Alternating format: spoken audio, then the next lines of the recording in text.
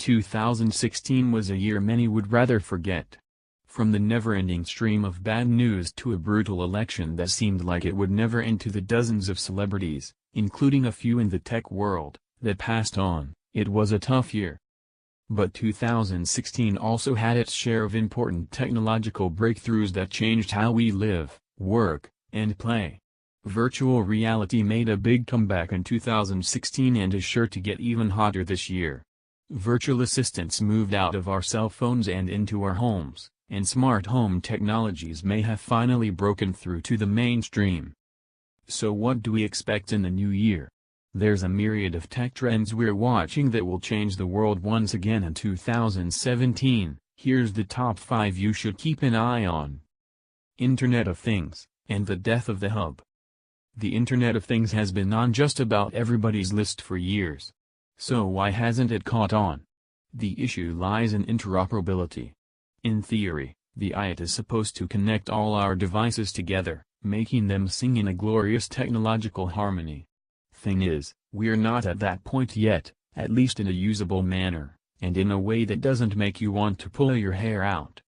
A multitude of wireless technologies now exist to serve your smart home needs: Zigbee, Z-Wave, Bluetooth, Wi-Fi, and more. And there's more smart home platforms to consider than ever before too: Wink, SmartThings, Iris by Lowe's, even systems from security providers like ADT and big brands like Comcast. While centralization in theory should make things easier, it's made it worse. Some smart home gadgets won't work with certain smart home platforms. For example, your Philips Hue lights won't work with your Iris by Lowe's system, likely a business decision as Lowe's doesn't carry the Hue product line. Plus, if your smart hub goes down, your entire system typically goes with it. Expect a refocus this year when it comes to smart homes. Wi-Fi is a tested and true wireless networking technology, and routers are serving up ever larger amounts of bandwidth, so there's plenty of space to handle your connected home. Also, new smart home devices are choosing Wi-Fi to maximize compatibility. Instead of using a centralized hub, device manufacturers will focus on interoperability between themselves. This might have the consequence of shrinking the number of directly compatible devices, but it may not matter. Third technologies can take the place of the hub, and likely do a better job of it. It can connect those devices in any way you see fit, and Amazon's Alexa and Google Home can control them by voice. The hub just isn't necessary anymore, and that might be a good thing. AI and automation, everywhere. Automation is nothing new, at least on the business side. Our experiences with automated technologies primarily comes in the form of those pesky automated customer service systems we're forced to call every time we need help. But it's only going to get more commonplace this year. Automated customer service won't go away, but it will get better. At the same time, online customer service will be automated as well, thanks to better AI and chatbots that understand context a whole lot better than ever before. Here's one interesting area to watch: fast food. 2016 saw a lot of talk of removing the human component from food service. Will self-serve kiosks make an appearance in the year ahead? On top of that, automated drone delivery should also see wider-scale testing by the end of the year. The rise of synthetic food. As the world gets more populated, and in turn our natural resources and our climate are stretched to the limit, how and what we eat will change as the year rolls on. The world needs to think of ways to feed itself, and the answer might be mixed into synthetic food. Soliant is a high-profile example. While the nutritional powder has been around for just about 2 years, in 2016 it gained momentum.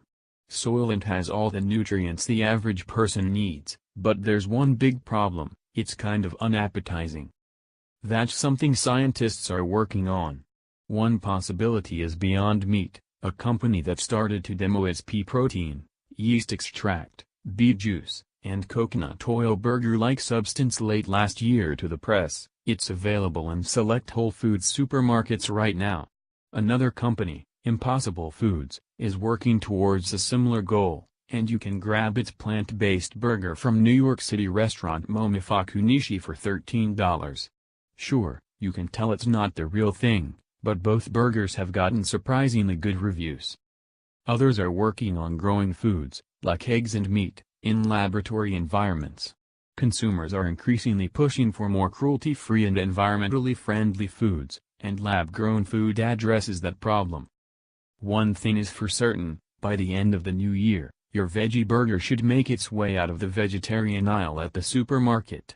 Hopefully other synthetic foods will crop up too, answering the ever bigger problem of feeding the world, helping us eat healthier, and letting us enjoy guilt-free comfort food. The physical and digital world blur. Virtual reality was a big hit in 2016. But you can't walk around the real world with a headset on. The dramatic rise and equally precipitous fall of Google Glass cites that walking around with space-age glasses won't work either. Look for navigation services to get even more specific, maps in a store's app, for example, to direct you to a specific aisle to find exactly what you're looking for. So-called augmented reality, where virtual objects and information are displayed on top of the physical world, will make its way to our phones. Search engines are already expanding on image search, allowing you to point your camera at something and search for information based on what the lens takes in. And as Pokémon Go showed us in 2016, there's a huge appetite for well-designed augmented reality games. While we can't predict what game will get kids off the couch this coming summer, it wouldn't be surprising if it comes in the mode of Pokémon Go. 3D printing for all. Consumer-grade 3D printers have been around for close to a half-decade, yet prices are well above the level that most of us can afford. That should change this year, given what we've already seen. It isn't too far-fetched to think that by the time the 2017 holiday season rolls around, 3D printers will be the must-have gift. With 3D printers accessible to anyone, the way we accumulate things will change.